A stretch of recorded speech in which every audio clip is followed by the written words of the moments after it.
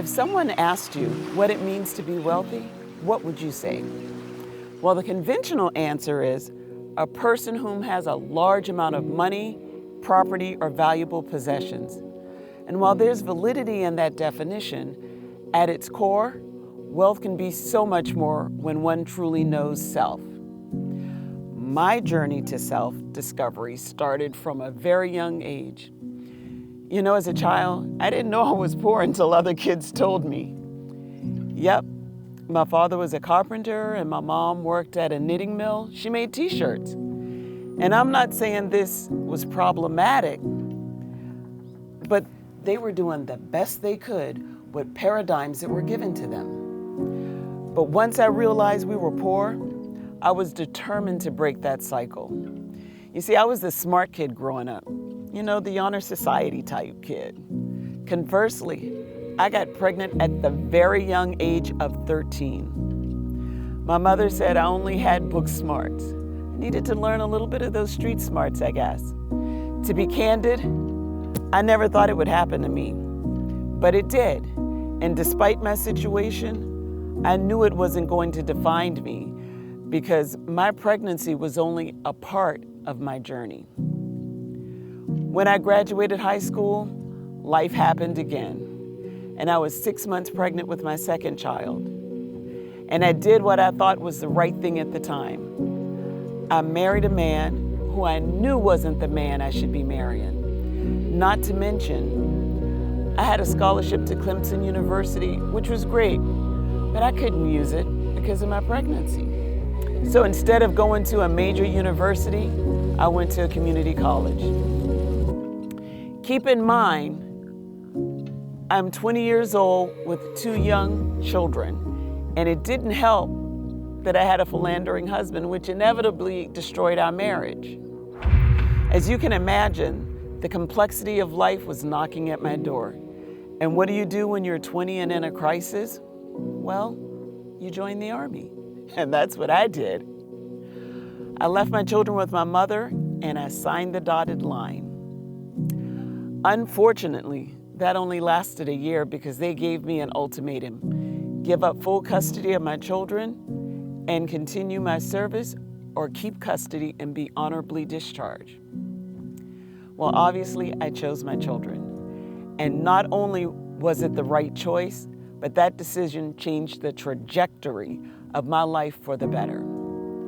I moved to New York City where my grandmother lived, which led me to be an administrative assistant.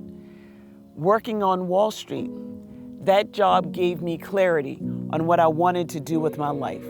With that being said, I moved to California and I continued my education. Oh yeah, I got married again for the second time. And before you know it, I had my 3rd child at 27 and my 4th child at 30. So here I was, 4 daughters, 2 husbands, and you know what? I still walk that stage with multiple degrees. I got a job working for a CPA firm in Temecula. I worked for 2 years, long enough to get my CPA license, and then I started working for myself from home until I bought my own CPA practice. Now, you may be wondering, how was I able to afford this? Well, it came from my retirement. Those 2 years that I worked at that CPA firm, I was putting the maximum amount into my retirement account. So when I left, I rolled it over. I bought stock for around $28 a share. And 8 months later, when I was ready to buy my firm, that same stock was selling for around $65 a share. So obviously, I sold it. And that's how, in only 2 years, I got the money I needed to buy my first CPA firm. Unfortunately, with all this going on, my second marriage was falling apart. And in the end, it just didn't work out. In retrospect, I had to step back, look within, and evaluate my life. And as an African-American woman who had to fight from the time I was 13, I don't have many regrets. I finally found the man of my dreams, and we're going on 20 years of marriage. I run multiple businesses that can help other people elevate their lives.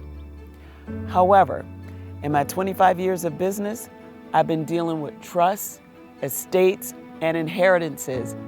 And I realized that nobody in my family has gotten a significant inheritance from a parent, a grandparent, or anybody.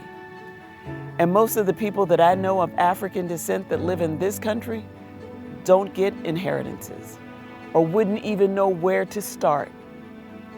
And that's what I want to change.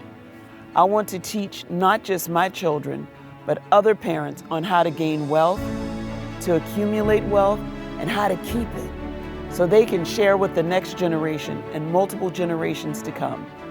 That's my mission. That's what I want to give to the world. You see, sometimes in life, people don't get what they want, not because they're incompetent or don't possess acumen, but sometimes it's just that they're dealing with unconscious incompetence, meaning that they don't know that they don't know, and they think they know.